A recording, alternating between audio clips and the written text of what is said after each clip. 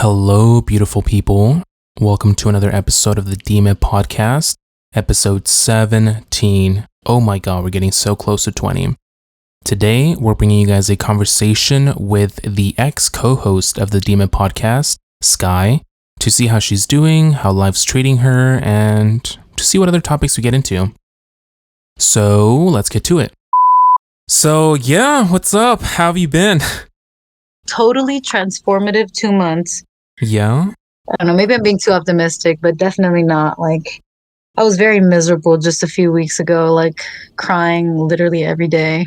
Ugh, and then just at random points in the day and just being like overwhelmingly depressed. And it was so hard to want to do anything else other than stay in bed and sleep, you know? So like that means totally neglecting like my dogs, dude. My dogs are so fucking great. And I was just like, nah, I don't even want to feed you guys. Don't want to take you outside. I don't want to cuddle, man. And like, just things are way different right now. Like I have a job, first of all. Nice. I got, yeah, my dad got me into his new company, which he's been at for like going on 2 months now. And he got me in the fire alarm business, which is something that I used to do after I left. And it's fun. I'm glad to be in it with this group of people. I'm glad that I'm getting to see a different side of it, because when we were working together at the other company, I was doing sort of like this not very labor intensive part, and I like what I'm doing now because it's different. It's installation, so it's sort of like very construction like, and that's what I like to do. I guess I'm just like a burly or like hardy type of woman where I just would prefer to A work, worker bee. which I think sometimes, yeah, it makes sense to me because like maybe I don't want to use a lot of like mental energy, which is like not the best thing, you know, but you know, that's what some people are here to do. And I think that like maybe I'm a balance in between where like I like to just unplug, you know, and not have to use my brain when I work sometimes. And sometimes, you know, to decompress from like having worked like that, like I'll do something that like provides some sort of like mental, you know, involvement. But anyway, going back to it. So yeah, I'm working again. So it feels good to like be earning cash and like paying off my debt and like, you know, just I'm feeling a lot better. I'm feeling a whole lot better, you know, like not 100%, definitely not. But like, I think I just have a different trajectory now because I'm deciding to like be like, all right, well, I had my moment or my long ass time of feeling really down. So like now let's get the ball rolling to somewhere where I do want to be, you know? Yeah, it sounds like you got a new perspective, I think. And that thing about work as well, about just being able to like take your mind off and like well, I don't know, I think like laborious work like that or laborious work, it's really good, especially when you're going through like, well, I don't know if you want to talk about it or if you want to share with what you were going through, but when you're able to just like do something that completely takes your mind off that, oh my God, it's like the best thing in the world. Because I think I experienced something similar. Well, not really, because when I was like going through my drama at work, there were times where I was just in the back by myself and I dreaded those days because it's like the only thing that I could do was like think about what was going on, you know, the drama. But then when I would be like, just like or whatever, it was like perfect because it's like, you know, it's not intensive. Like, well, I think it is a little because you're walking all over the place, but I actually prefer that because the customers, you know, kind of got my mind off of like everything that was going on. So maybe like you're experiencing something similar with Well, all the work you're doing. I would say you sound like you would have more like a directed kind of focus where like my focus was just able to be on the fact that, well, I mean, they're both directed focus, but you know, like in different ways for sure. But yeah, you're 100% right in that it's similar. Definitely. Yeah, I think, I don't know if we talked about it. Yeah. In my episode of this podcast, I had mentioned that I was recently going through a breakup and like that stuff was so consuming. It was so consuming. I think I even mentioned to you that I stalked my ex on his Twitter, and I don't even go on Twitter like that, you know. So I was just doing it purely to look at what he was posting and stuff. And like that it would just send me in spirals because of course I would assume things. And I have looked at his account, yeah, relatively recently, and it was so great because literally the feeling, or not literally, goodness, I talk all the shit in my mind about people using the word literally wrong. But anyway, so in my mind, it's funny because I'm like, what did I say? I said, congratulations, basically, like you played yourself. Like you have no, you can't really be upset with this person because basically I got mad at my ex and I'm like talking shit about him slash to him in my head, and like just Hmm. going in this spiral of emotions that's like are not going to be very helpful to me. Yeah. And then like it was funny because like the voice of reason sort of cut in and was like, yo, like you're gonna get mad at him for posting on his page how he feels or like whatever he wants to post about regarding like our breakup. And then it's like, oh shit, like you played yourself, girl, like you did this to yourself, and then it was like, oh shit, yeah, I guess I Yeah, it's a shouldn't have done dark that. spiral to go down. Oh my god, and it's so easy too. But you remember Yeah. I called you and I was like, I checked out his Twitter. I think it was like the first time that I did, and it was just like I was so miserable, dude. I don't even know what he said. Maybe he talked about it doesn't even matter. But like I just was like, oh no, he's seeing someone else or whatever. Doesn't really matter. Damn. And I'm assuming you guys are still not talking, right? We're not talking, no. But I did just recently sort of reach out in a way. I Hmm. sent him a request for $600 on Cash App because Damn. he up my AC. Yeah. So just to kind of like give context, like you recently went through like a breakup, right? When was this? Was this like in January?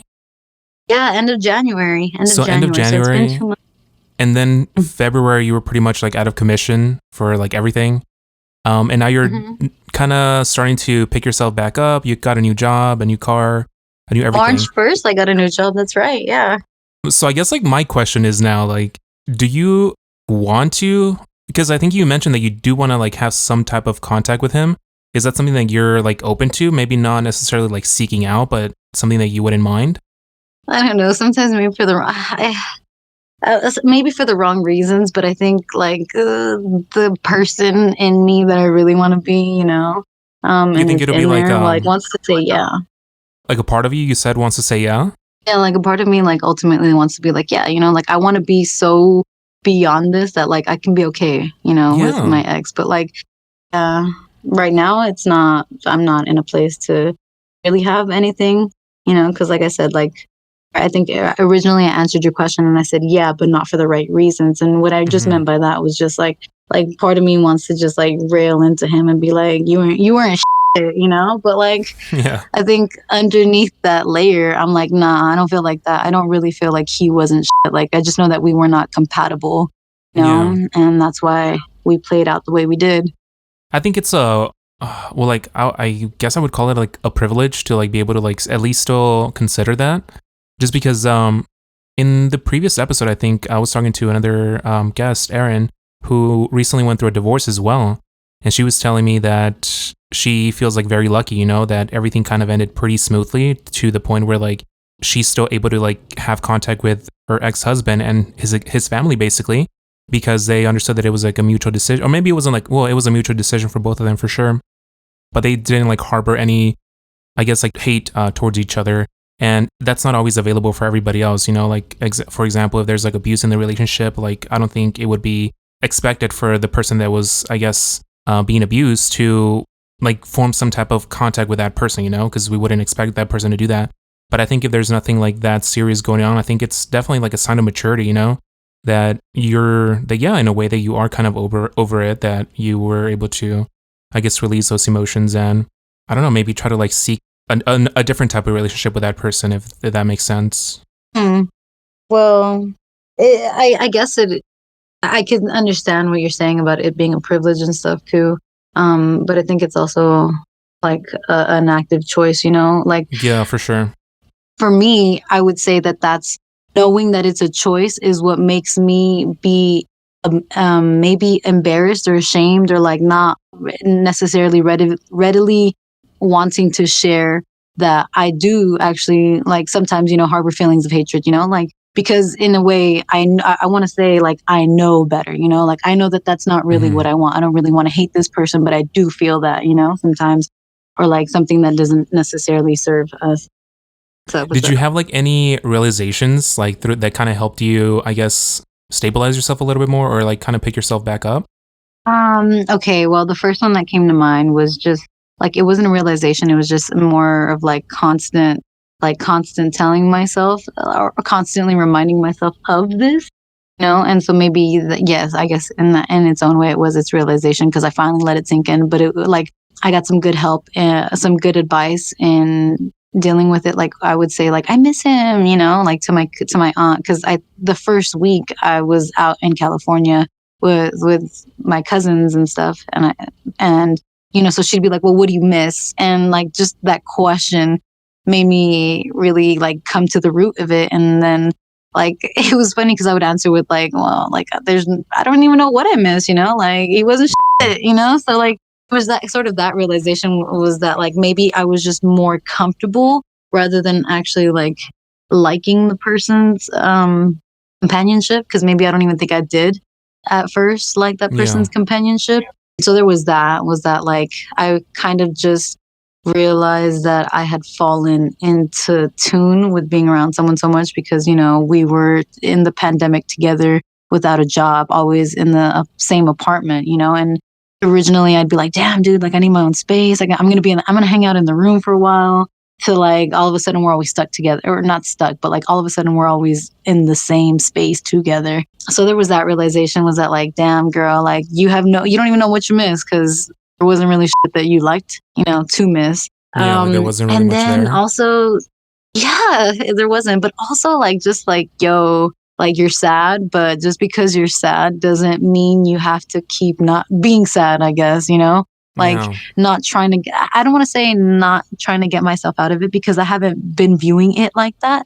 I haven't been viewing it like, okay, well, I'm sad. What do I do to get out of it? It's just like, okay, I'm sad, but like, what can I keep doing? You know, like, but for example, in the first stages of my depression, it was like, oh, I'm sad. Oh, I'm going to feel sad and I'm going to keep talking about how sad I feel. And then after I talk to everyone, I'm going to feel bad that I've opened up so much about feeling so sad. And now I'm going to be in my mind feeling sad about all this. And, you know, like just a really bad cycle. And then finally, it was like, yo, like I should reach out to people because this is kind of bullshit. Like I hate sleeping all the time. I hate crying like at different points in the day all the time. Like this is just bad. So I just started realizing that I could be sad, but it's not really good for me, I guess, you know, like if I'm just gonna be sad, you know, like do something even if you're sad. Like I just went out to jujitsu to a 3 hour training session Damn. on what was it like? Yeah, on Tuesday, 7 to 10 p.m. And like right before that class, I was in bed and like I was like, oh my God, I'm feeling bad. Like I'm about to go back down another dark path. And then I wanted to cancel on them on But like you everybody going didn't. to class and didn't. And then I ended up going and I was like, God damn, that shit was tight. That shit was tight, you Yeah, I'm know? telling you. Sometimes you just need to push yourself just that extra little mile and then like, oh my god, it changes so much. I thought that was really interesting though, what you said that you weren't really, I guess, trying to get out of that state of mind because it is so hard, you know, even when you're aware of it, like, oh my god, I'm sad. Like, how do I not be sad? Which kind of, I don't know, it just makes it like a whole, like, I don't know, it just turns it into like a bigger mess than it already is, you know? But I think it's really interesting that you were like, okay, I'm sad, but what else can I do while I'm like kind of feeling like this? Like essentially giving it its Yeah. time, letting it, you know, run its course and do its thing. And yeah, I think that's a really good thing to do, I think, in general.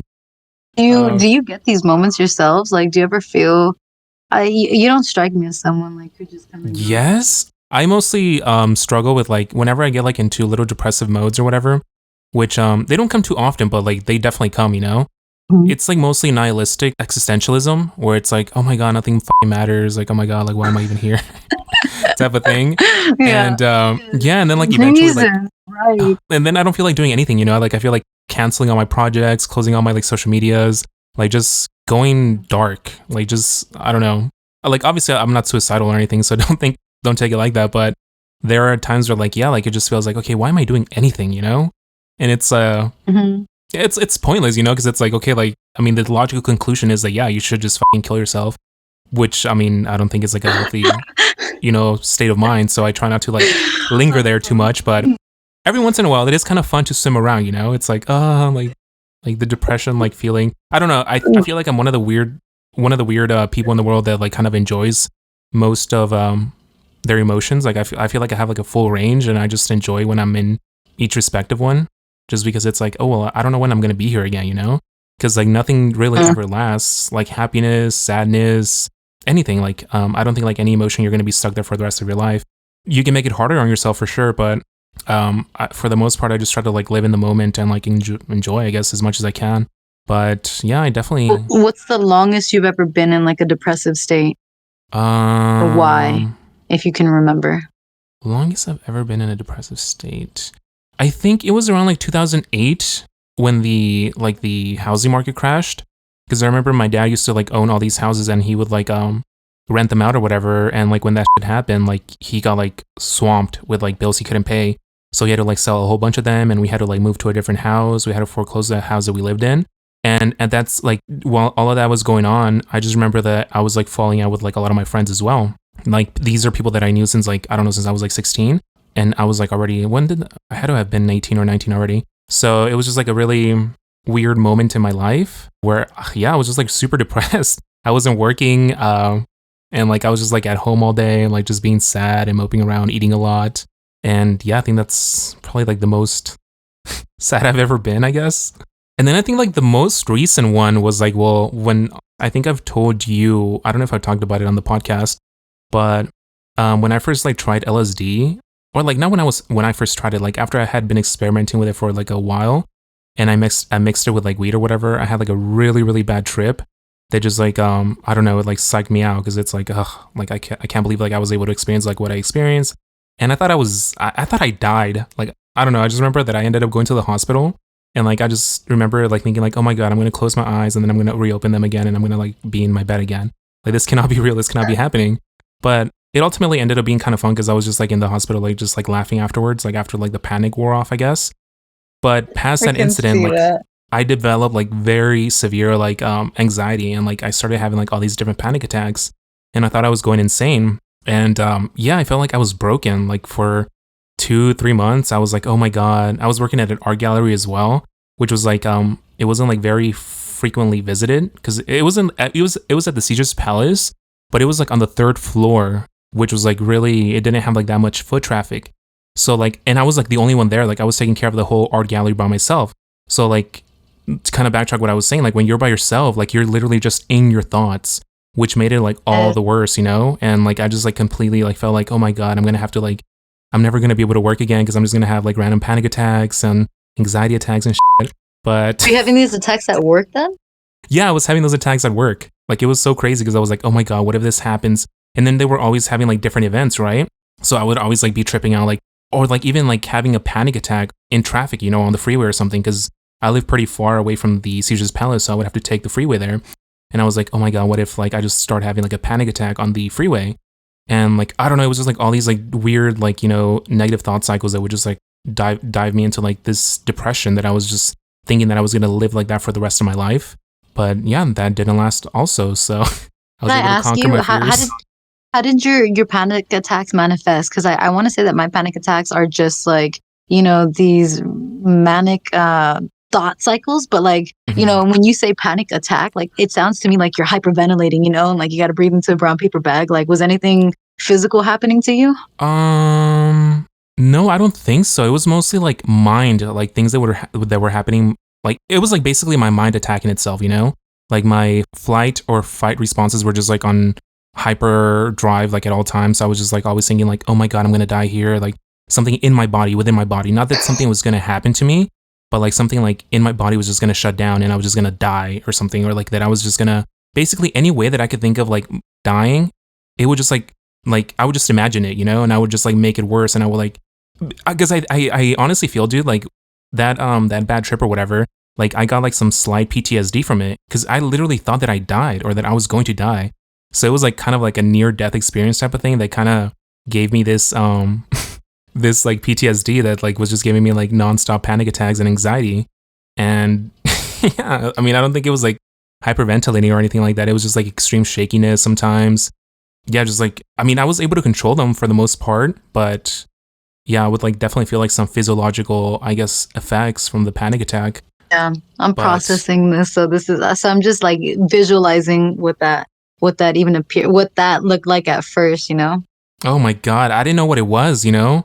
It's like this most recent like health development that I didn't know what acid reflux was, you know, that I thought that I was having like heart attacks. So it's like when you first start feeling these things in your body, you're just like, "Oh my god, what's going on?" And I'm like a natural hypochondriac anyway, so like I'm like Oh my constantly god. hyper aware of like any little change in my body, and I'm like, "Oh my god, is this cancer? What is this?" I'm immediately like on Google trying to find out what it is, and obviously it's not a good thing, you know, especially if you're having like anxiety and panic attacks. But yeah, I mean, like when because I never felt those things, It's you like know. a shitty ass mix. Yeah, absolutely. I mean, I thought, I'm telling you, Pills I'm and so alcohol, weird dude. that I kind of enjoyed that whole trip, the panic Oh, attacks and everything. okay. I was like, for a while, I was like, oh my God, I would not wish this on my worst enemy because this is like the worst thing ever, you know? But Yeah. I did learn a lot about myself and a lot about like how my mind works because of it. And honestly, this is like why I kind of feel like just learning things like definitely helps you with life so much. Because once I learned or like started watching all these videos on like anxiety, like how your brain, like your amygdala is like being, you know, stimulated by like your flight or flight responses and how anxiety develops, how emotions play into that, how your thoughts play into that. You kind of get a sense like like a workable, like something to work with basically. So like where you can start controlling them and start understanding them a little bit more, start understanding yourself. And I think that's ultimately how they kind of stopped, like how I was able to like just say fuck it, you know, like okay, whatever, do your thing in some moments. And yeah, that's why I'm always like, oh my god, you guys should like learn about everything because I feel like it'll just make your life so much easier. That But even pertain to like culture shit, like that has nothing to do with like necessarily like intellectual shit, you know, but like just more about like who we are as a society. yeah, You know, like, oh my God, like why is this Meghan Markle, Prince Harry, like stepping out of the royal family? Why does this shit even pertain to me, or why is it important, or why should I care? Like anything like that, you know? Like why should Cardi yeah. B shaking her ass? Well, I Like don't know about that specifically, but I'm talking about like I guess like just body thing, you know, like your anatomy, like your mind and stuff like that. Like I guess I should have been a little bit more specific. I mean, I think you should try to learn about what everything in life if you have the time and if you have the interest. But like especially things that pertaining to like the self, you know, like self improvement, health, any type of like health information. I think all that stuff is like really really good. Well, I would argue that like if you just watch, because I've been listening to like the reason I told you that I really liked episode 15 of Dima was because it reminded me of the video essays that I've been watching on YouTube. Hmm. Um, like I've been watching, who is it, T Noir, and this other content creator, Khadijah Bow, on YouTube, and pretty much they just talk about like stuff that's like they pretty much talk about like shit on Netflix and like other stuff that's happening. So one of the episodes that I saw recently by Khadijah was about specifically that, like the royal family. And then like yeah, that's actually some of the thoughts that like were running through my mind were like, why would I, like I'm basically like eye rolling at it, but I'm still Hmm. clicking on it because I'm like, okay, well, you know, like this is what's happening right now, like in I guess the public eye in terms of like what people are talking about or slash like what's going viral and not really political. And then come to find out like they're like, oh well, it's racism. And then it's like, well, what do you mean it's racism? Or like, so what if the royal family wants to be racist? But then it's like, oh okay, well now they're talking about how um how white people make everyone else who isn't white or like doesn't immediately fall into the scope of like being able to pass as white. They're seen as other, you know, or like being made to be seen as other, especially like in England. How that's why that what's happening with the royal family right now is like causing such a stir. You know, like you have to look deeper into it and what have you. So it's just like, oh, I guess it kind of can pertain to that because then you start realizing like well, what should we all be, I guess, on the lookout for in ourselves, you know? Because, like, we should, I think you mentioned too about seeking to understand before, like, just immediately judging, you know? Hmm. I mean, It was yeah, I just like a think reminder of that. yeah, for sure. Because I think like we all view these things as like sometimes they're very vapid, like almost like gossip type of like content.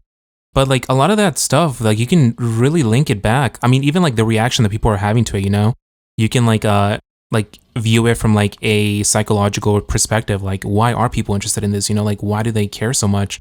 And you can like, I think you can take this thing and like analyze it at various different levels to where like even something that is so like vapid and superficial can become like very interesting and like have like a lot of depth to it.